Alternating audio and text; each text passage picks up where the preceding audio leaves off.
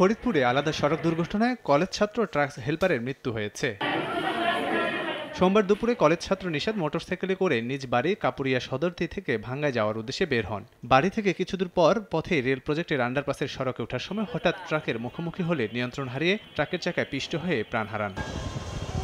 এদিকে ঢাকা থেকে মাগুরাগামী পোল্ট্রি মুরগির খামার বোঝাই একটি ট্রাক ভোরে ফরিদপুরের মধুখালীর মাঝিবাড়ি এলাকায় পৌঁছালে নিয়ন্ত্রণ হারিয়ে ফেলে। এ সময় সড়কের পাশের একটি গাছের সঙ্গে ধাক্কা লাগলে ঘটনাস্থলে ট্রাকের হেলপার আশিক মারা যান।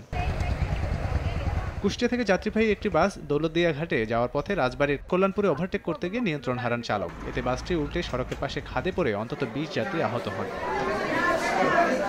এছাড়া বরিশালে একটি বাস ওভারটেক করার সময় নিয়ন্ত্রণ হারিয়ে রাস্তার পাশে দাঁড়ানো পথচারী শুভকে চাপা দেয়। ঘটনাস্থলে প্রাণ হারান তিনি।